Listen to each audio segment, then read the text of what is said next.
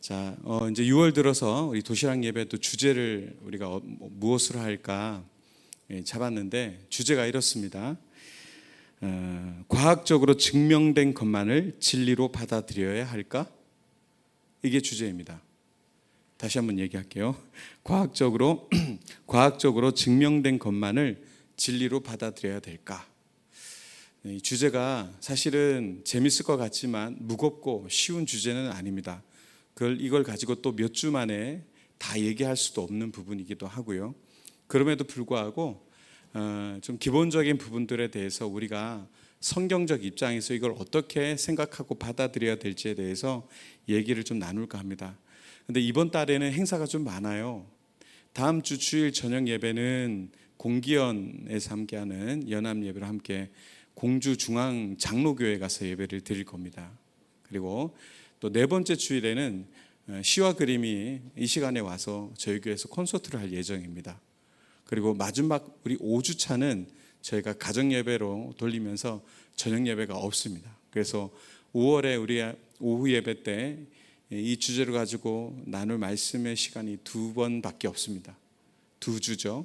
그래서 다음 달로 넘어갈 것 같습니다. 그래도 한 4번 정도는 같이 이 주제를 가지고 다루면 좋지 않을까 싶습니다. 감안하시고 말씀을 함께 나누었으면 좋겠습니다. 혹시 여러분 최근에 건강검진 받아본 적 있으세요?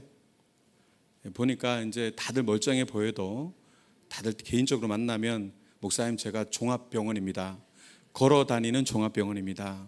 뭐 이런 분들 꽤 많이 봤습니다. 저도 이제 얼마 전에 하기엔 시간이 좀 지났네요. 한번 건강검진을 받은 적이 있습니다.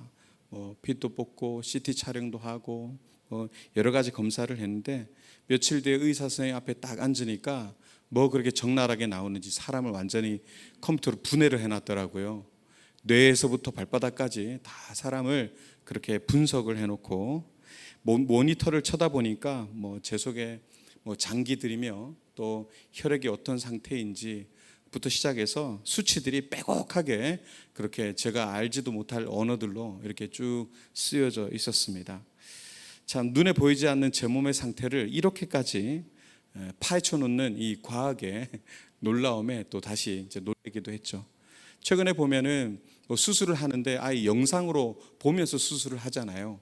피가 어떻게 흐르는지 심장이 어떻게 뛰고 있는지 실시간으로 영상으로 보면서 요즘 수술할 정도니까 얼마나 과학이 많이 의학이 발전했는지도 모르겠습니다. 덕분에 제 몸의 상태도 잘 알게 되었고 또 건강도 어떻게 지켜야 될지 방향성도 분명해지고 그랬습니다. 어디 건강뿐이겠습니까? 우리는 여러분 스마트폰 이제 안 쓰는 분 없지요? 우리나라는 스마트 국가입니다. 이제 누구도 핸드폰 중독, 스마트폰 중독 이런 얘기 안 합니다. 온 국민이 중독됐어요. 그래서 중독이란 단어가 없어졌습니다. 스마트폰 없으면 아무것도 못하는 이제 바보가 되어버렸습니다.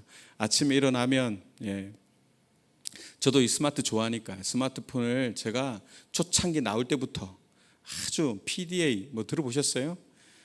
그때부터 흑백으로 나올 때부터 팜부터 시작해서 제가 쓰기 시작해서 지금은 다 스마트하죠. 또 스마트워치도 제가 나름 얼리 어댑터입니다.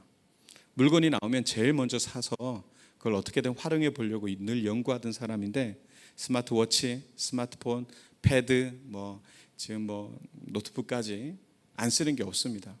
부교육자들도 제가 쓰는 걸 보면 좀 놀랄 정도로 저는 잘 쓰는 편이에요. 아침에 나오면서 일기예보부터 보죠. 오늘 날씨가 어떻게 되나, 최저 기온, 또 최고 기온. 새벽에 제가 나오면 늘 날씨 얘기하잖아요, 그죠? 새벽에 나오면 제가 무슨 날씨 알람처럼 날씨부터 얘기하고 시작합니다. 그러면 이제 날씨를 알기 시작하면 그날 옷을 어떻게 입어야 될지 견적이 나오잖아요. 우산을 들어야 될지 말아야 될지도 나오고, 또 이제는 자녀들이 멀리 이렇게 있어도 물론 이제 가까이 있을 때가 좋긴 하지만 멀리 있어도 늘 영상통화 하시잖아요. 손주 얼굴 아쉽지 않도록 늘 보시잖아요. 요즘 며느리 되려면 스마트폰으로 영상통화 잘 해줘야 되고 영상 잘 찍어서 보내주는 게 요즘에는 아주 일입니다. 그래서 거리가 좀 심지어 외국에 떨어져 있어도 그런 소통이 아주 편안한 시대가 되었습니다. 뭐 뉴스 같은 데 보면 요즘 자동차들 나올 때 어떻습니까? 그냥 손만 흉내내고 얹어놓으면 차가 알아서 가는 정도고, 조만간에 지금 사실 다른 나라에서는 무인 운전 자동차가 돌아다닙니다. 테슬라 같은 차들은 미국에서는 이미 자율주행으로 돌아다니고 있고요. 공주에도 한때는 그 자율주행 차가 한 대 있었다고 하더라고요. 그 차가 이제 움직이는데 운전자가 안 보인다고.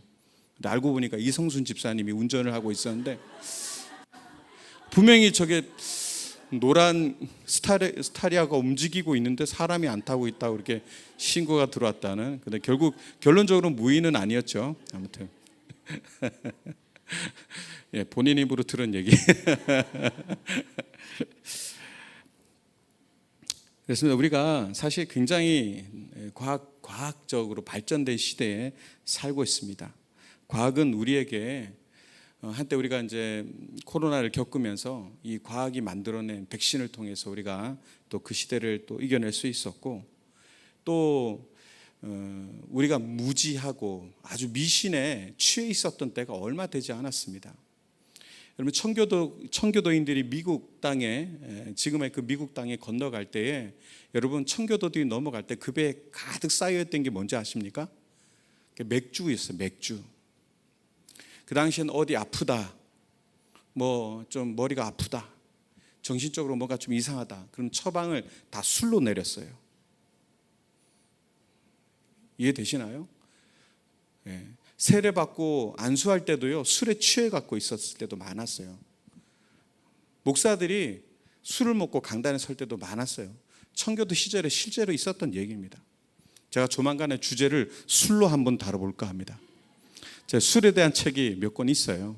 예, 재밌겠죠? 갑자기 눈이 반짝반짝해졌어요. 이런 주제를 꺼낼 때는 좀 위험하긴 한데, 그래도 한번 얘기는 해봐야 될 것 같아요. 어떤 그 미신, 또 우리의 무지함을 통해서 엉뚱한 처방을 내릴 때가 많았단 말이죠. 그런데 과학적으로, 의학적으로 이런 것들이 발전하기 시작하면서 우리를 무지와 미신으로부터 더 이상 해방시켜준 그런 부분들이 있었습니다. 지금 뭐 상상할 수 없을 정도로 편리함과 풍요로움이 우리에게 있죠. 핸드폰 하나만 있으면 모든 결제가 다 이루어지고, 또 결제도 심지어 하지 않아도 되는 그런 아주 신박한 시대에 살고 있습니다. 쇼핑도 뭐 여러분 쿠팡 다 쓰시죠? 자, 이 쿠팡 이게 쿠뻥 이렇게 아십니까? 다 아시죠? 네, 그렇습니다. 과학의 발전이라는 것이 우리의 삶의 현장에서 봤을 때 참 어떻게 보면 축복입니다. 일반 은총이라고 볼 수도 있을 것 같아요. 근데 어떤 분들은 그래서 이렇게 얘기합니다. 과학이 모든 것을 설명할 수 있는 시대가 왔다. 그래서 과학적으로 증명된 것만이 진짜다. 이렇게까지 얘기합니다. 자, 요거 이제 과학주의라고 얘기할 수 있는데, 여러분 이게 맞습니까? 과학이 정말 그려주는 이 놀라운 세계가 우리가 아는 세상의 전부일까? 그렇지 않습니다. 자, 오늘 이 질문을 가지고 우리가 발을 딛고 살아가고 있는 이 세계와 또 그 너머의 진리, 진실에 대해서 함께 한번 생각해보는 그런 시간이 되었으면 좋겠습니다. 다시 한번 말씀드리지만 이 한 시간을 통해서 이 거대한 질문을 다 대답할 수는 없습니다. 한번 생각해 보시고 몇 주간 반복되어지는 말씀을 통해서 한번 우리가 신앙 안에서 이 과학을 어떻게 받아들이고 해석하고 이해해야 될지에 대해서 우리가 한번 자세를 한번 가다듬어 보는 시간이 되었으면 좋겠습니다.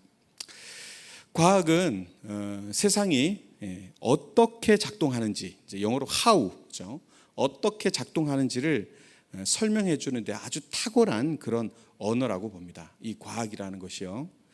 마치 우리 손에 아주 정교하고 상세한 이 세상의 뭐라 그럴까요? 지도, 세상은 이런 것이다라고 하는 설계도, 지도를 보여주는 것과 같다. 이 과학이라는 것이. 자, 오늘 우리가 함께 살펴볼 아까 읽었던 잠언 25장 2절 말씀을 우리 다시 한번 보도록 하겠습니다. 자, 2절 시작. 이를 숨기는 것은 하나님의 영화요, 이를 살피는 것은 왕의 영화니라. 아멘. 자, 이 말씀을 계속 좀 띄워주세요. 이 말씀을 이렇게 유심히 보면, 특히 뒷부분을 한번 보면 이렇게 돼 있죠. 이를 살피는 것은 왕의 영화니라. 이렇게 돼 있습니다. 이를 살피는 것은 왕의 영화니라. 왕의 영광은 백성들의 삶과 관련된 문제 그리고 숨겨진 진실들을 깊이 탐구하고 조사해서 지혜롭게 처리하는 데서 드러납니다. 왕의 영광이 어디서 나타난다고요? 왕, 지도자는 백성들의 삶에 관련된 여러 가지 문제 또 그 안에서의 진실 이런 것들을 끄집어내서 조사해서 그걸 지혜롭게 바르게 처리할 때 왕, 지도자로서의 영광이 거기에 나타난다는 거죠. 저는 이 일을 살피는 왕의 영광이 바로 하나님이 창조하신 이 세계의 비밀을 탐구하고 밝혀내는 오늘날의 어떤 과학자들의 노력과도 맞닿아 있지 않은가 이런 생각을 해봤습니다. 왕에다가 통치자뿐만 아니라 과학자들도 여기다가 한번 기입을 해보는 것이죠. 하나님께서 창조하신 이 세계를 그 안에 있는 어떤 것들을 발견해내고 탐구해내고 밝혀내는 것, 이것이 과학자들의 노력이고 이것이 오늘 본문에서 얘기하는 영광으로 얘기될 수 있는 것이다.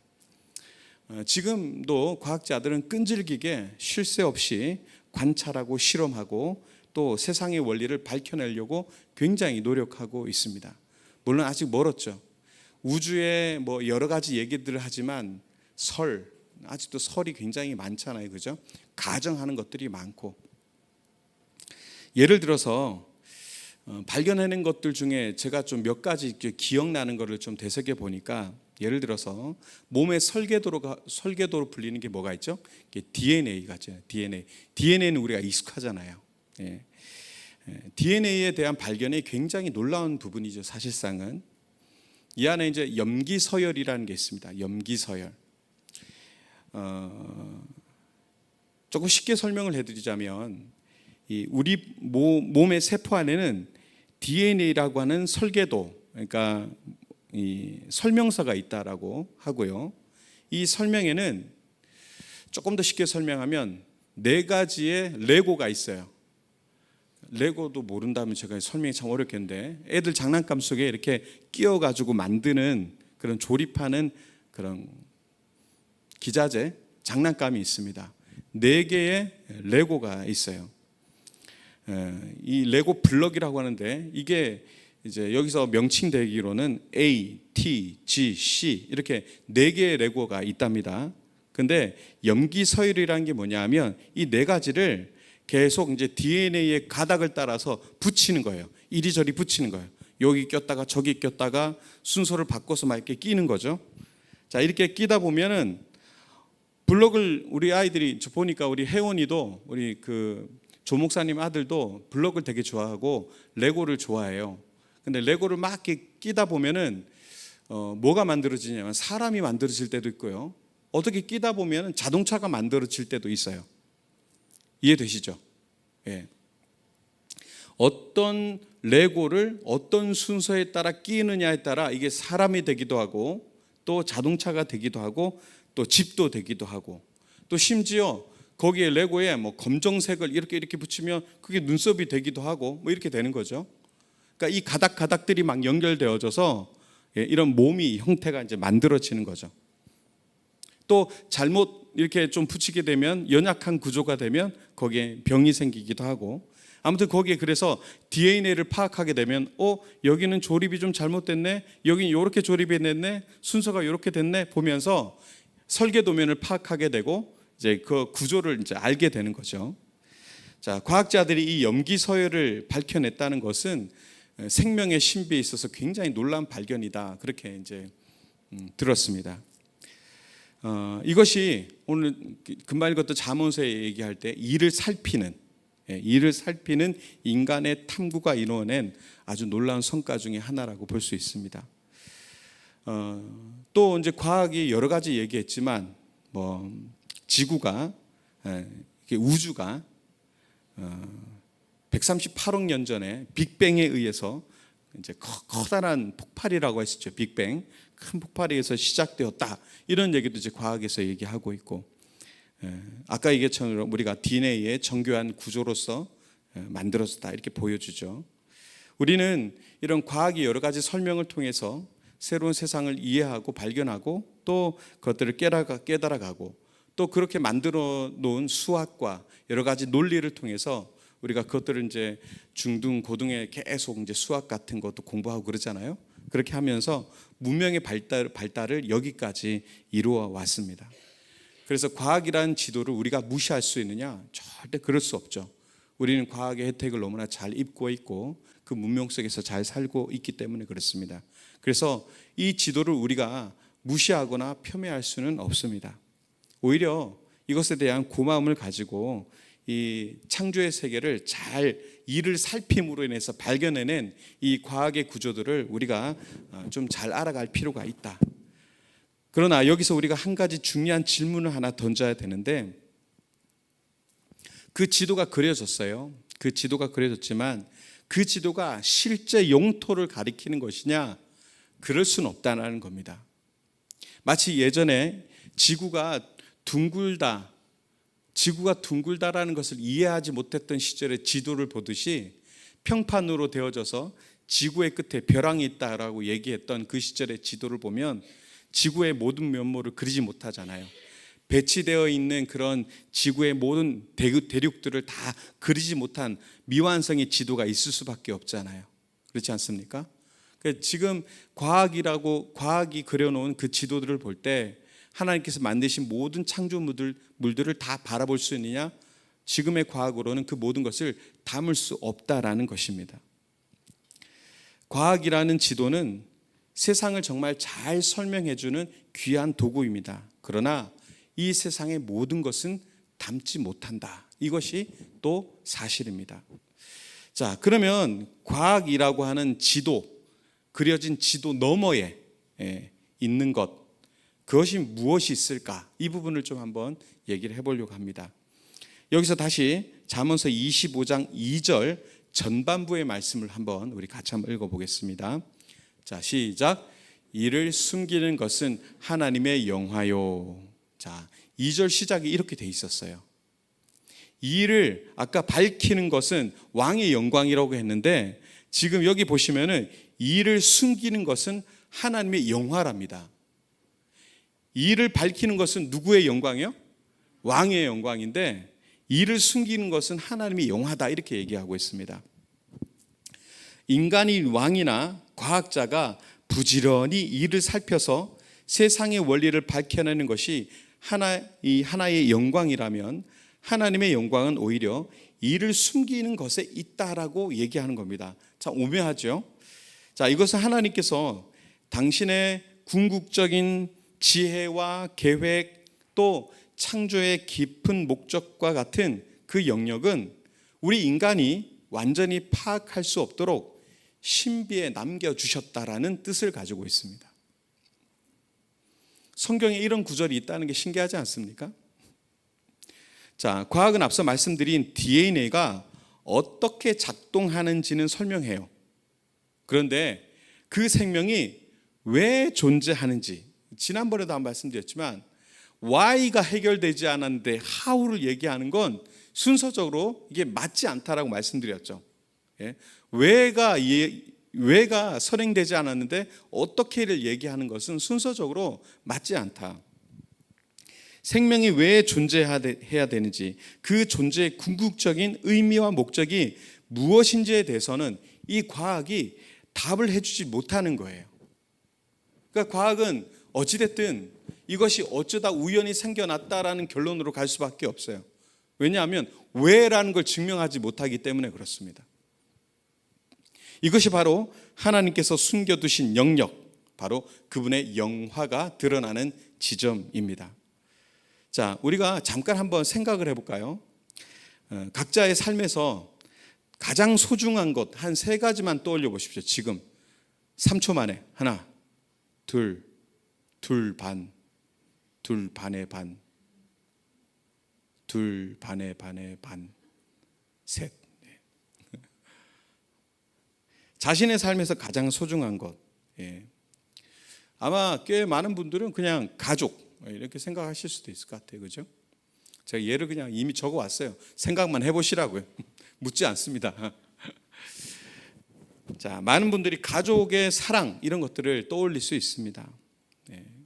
어릴 때 아플 때 어머니께서 이렇게 안아주시면서 아이고 내 새끼 하고 안아주시면서 수건 얹어주시던 어머니 모습도 기억이 나고, 또 잘못될까 봐 혼냈던 그런 기억도 나고, 예.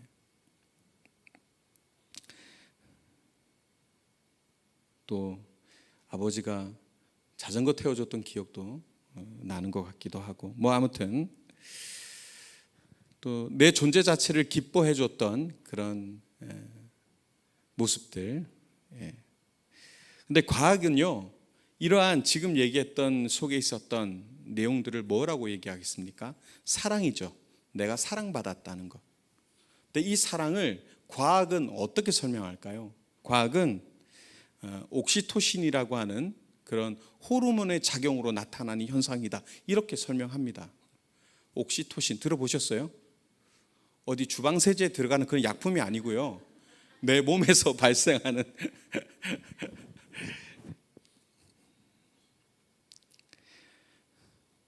그런데 과학적으로는 충분히 그렇구나, 옥시토신이 여기서 호르몬이 나와서 우리가 이렇게 사랑받는 느낌이 드는구나, 이렇게 그렇구나 하고 납득은 될 수 있겠지만, 그 호르몬의 수치가 내 어머니의 나를 향한 그 희생적인 사랑, 아가페적인 그 사랑의 그 가치를 측량하거나 설명할 수 있는가? 그건 그럴 수 없는 거거든요. 그럴 수 없습니다.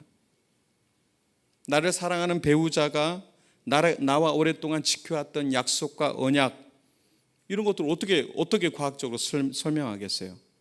네? 예를 들어 아름다움, 형용사적이죠. 아름다움. 네? 여러분 이제 해외여행 가보거나, 또 이번에 선교도 갔지만 선교 이런 데 가서 그들을 보면서 느꼈던 애틋함이라든가, 또 뭐 아주 자연의 경광이 뛰어난 어마어마한 장엄한 곳에 가서 그걸 바라봤을 때 느끼는 어떤 감격들, 예? 또 어떤 노래, 교향곡이나 이런 음악을 들었을 때 그 장엄함에 막 가슴 벅찬 어떤 그런 느낌들, 어느 글귀나 문장을 읽었는데 내 막 눈물이 막 흐르는 그런 감격과 깊은 울림이 있었던 그런 것들. 공주에 와서 노을이 참 좋더라고요. 다 이렇게 보는데, 야, 노을이 이렇게 예쁜 데가 있었구나. 근데 밑에 강경 가니까 더 예쁘고 변상 가니까 진짜 예쁘더라고요. 그런데 보는데, 자, 저 노을을 보면서 가슴이, 여기가 뭔가 이상한데 이 과학적으로 설명이 안 돼요. 그래서 이걸 과학적으로 설명을 하면 어떻게 되냐 찾아보니까 빛의 산란 현상으로 인해서 나타나는 붉은 기운입니다. 음악을 교향곡을 들어서 감동이 왔어요.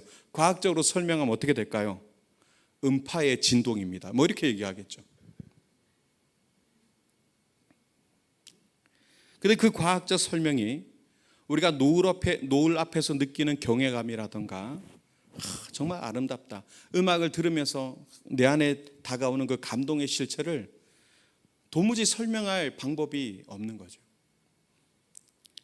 그 외에도 우리 안에 있는 정의, 양심, 용서, 우리가 많이 얘기하는 그런 것들, 희망, 사랑은 아까 했으니까 희망, 이런 가치들, 이건 어떻습니까? 과학은 인간이 한때 보니까요, 요즘 인문학 강좌들이 많이 나오니까 들어보니까 사람은 이기적으로 행동하는 경향이 있다, 이렇게 판명을 내리더라고요. 뭐 심리적으로 그렇고 과학적으로 그런 유전자가 있다. 예? 유발 하라리 뭐 이런 책들을 보면은 이기적 유전자 뭐 이런 책들도 나오잖아요, 그죠? 유전자 자체가 이기적이다, 이렇게 얘기합니다. 그런데 그러므로 우리는 이웃을 위해 희생할 수 있어야 된다, 이렇게는 얘기를 못해요, 과학적으로는. 왜 우리가 불의에 분노해야 되는지, 왜 우리가 약자를 돕는 것이 옳은 일이고 선한 일인지, 과학은요 이거에 대해서 절대 대답할 수가 없습니다. 여러분, 우리가 우리의 삶의 가장 중요하고 본질적인 부분들, 우리를 진정으로 살게 하는 모든 가치들은 과학이라고 하는 지도 안에 들어갈 수가 없어요. 물론 과학이라는 지도가 얼마나 대단한지 앞에서 제가 얘기를 했습니다. 그런데 그 지도 안에 지금 금방 얘기했던 것들은요, 그 지도 너머에 있어요. 그 지도 안에 담을 수가 없습니다. 그것들은요, 눈에 보이지도 않고요, 손에 만져지지도 않고요, 측정되지도 않습니다. 왜 그럴까요? 왜 우리는 이처럼 과학만으로는 설명되지 않는 것들을 그토록 갈망하며 살아갈까요? 정말 보십시오. 우리가 정말 갈망하고, 여기 앉아 계신 분들은 더욱더 그래요. 마음의 소망과 믿음과 사랑이 있어서 이 자리에 오신 분들이잖아요. 주님 사랑해서 오셨잖아요. 그분의 희생과 그분의 십자가 때문에 감동하여 이 자리에 계시는 거잖아요. 그리고 그분의 십자가의 그 삶을 따라 살아가기로, 그것을 본받기로 마음에 다짐이 있었기 때문에 이 자리에 오신 거잖아요. 근데 왜 과학으로 설명되지 않는 이 모든 것들을 우리는 이렇게 갈망하며 살아가고 있는가? 근데 이것이 전도서 3장 11절에서 이렇게 우리에게 이유를 알려줍니다. 자, 아까 읽었습니다. 자, 전도서 3장 11절 같이 읽겠습니다. 시작.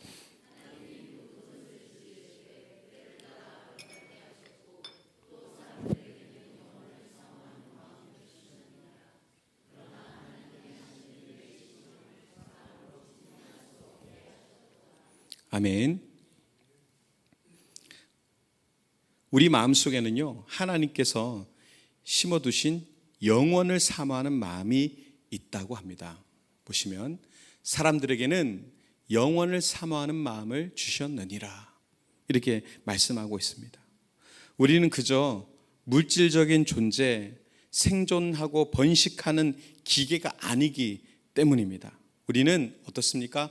의미를 찾고 또 가치를 추구하고 사랑을 갈망하고 아름다움에 감동하고 영원한 것을 바라보도록 그렇게 창조된 그 영적인 존재이기 때문에 그렇습니다. 오늘 전도서 3장 말씀은 우리에게 그렇게 설명하고 있습니다. 이 갈망이야말로 우리 눈에 보이는 그 세계 너머에 보이지 않는 세계가 있다는 가장 강력한 증거가 됩니다. 자, 오늘 저는 여기서 설교를 중단할 겁니다. 그리고 그 뒤에 계속해서 이 이야기에 대해서 이어가려고 합니다. 말씀을 정리하면서 오늘 많은 사람들이 과학이라고 하는 이 눈부신 빛을 받고 살아가고 있어요. 거기에 감탄한 나머지 그것이 아니면, 과학으로 증명되지 않으면 다 없는 것이다, 다 가짜다, 이렇게 얘기하는 시대를 우리가 살고 있습니다. 그렇게 또 우리 마음속에 또 그것을 당연하게 받아들이며 살아가고 있는지도 모르겠습니다. 보이는 것만이 전부다라고 믿으려고 합니다. 그러나 오늘 말씀을 통해서, 사실 본문 두 개를 삼았지만 오늘 말씀을 세 가지를 나누었습니다. 오늘 말씀을 통해서 우리가 보았습니다. 우리의 삶의 진정한 의미와 가치는 오히려 보이지 않는 것들에 있다는 사실을 성경 말씀을 통해서 함께 나누었습니다.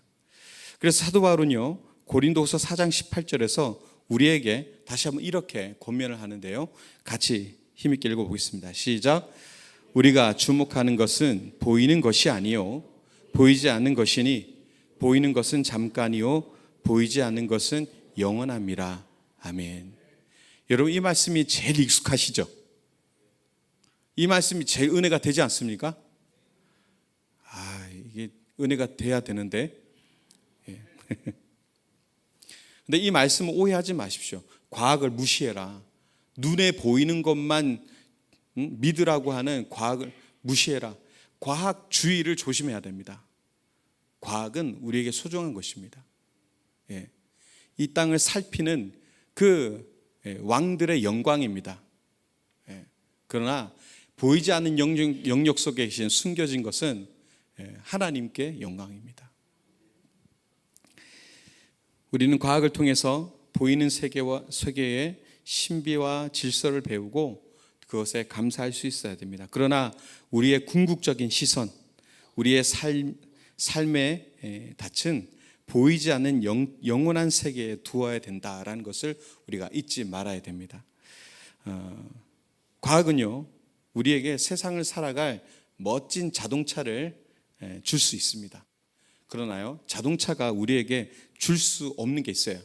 그게 뭐냐 하면 이제 목적지입니다. 목적지. 또 이제 이런 분이 얘기하실 수 있어요. 요즘에 AI가 워낙 좋아서요. 야, 내가 오늘 기분이 울적한데 어디 가면 좋을까? 그럼 막 추천해 줘요. 예. 그러나 결국 내가 정해야 되는 것이죠. 그죠? 요즘 AI하고 대화하신 분 많으신가요? 여기 없을 것 같아요. 어제 TV를 보는데 여기 있구나. 아니. 아니 어느 배우가 이 핸드폰 켜놓고요. 자기야 50이 넘어갖고 장가도 못 가고 자기야 뭐 이러면서 대화를 나누는데 너무 슬프더라고요. 참 엉뚱한 얘기하고 있네. 여러분, 우리의 삶의 목적지, 방향, 영원한 가치를 알려주는 것은 보이지 않는 하나님을 향한 믿음뿐이라는 것을 여러분 꼭 기억하시기 바랍니다. 여러분이 믿는 분이요, 과학으로 증명할 수 없는 하나님이십니다. 보이지도 않습니다. 보이지 않습니다. 지금 우리에게 주어진 과학적인 토양들 마음껏 누리십시오. 그러나 그 과학이란 지도 너머에 있는 진짜 세상, 여러분 성경에 얘기하잖아요. 이 땅의 모든 것은 하늘의 그림자입니다. 그림자입니다. 진짜는 위에 있습니다. 우리가 소망을 어디에 두고 있죠? 하늘에 두고 있습니다. 그러니 우리는 그 하늘을 믿는 그 믿음으로 살아갈 때 우리의 진정한 목적지가 정해지는 것이죠. 이것이 바로 영원한 진실입니다. 영원한 진실. 우리 한 주 또 살아갈 때에 세상의 지식과 지혜 속에 살아가면서도 우리의 시선을 하나님으로부터 떼지 않는 영원한 하나님에 고정하는 그런 저와 여러분 되시기 바랍니다. 그래서 보이는 것과 보이지 않는 것을 아우르는 이 통합적인 진리 안에서 더 풍성하고 지혜로운 삶을 살아가는 그런 저와 여러분 되시기를 주님의 이름으로 축원드립니다.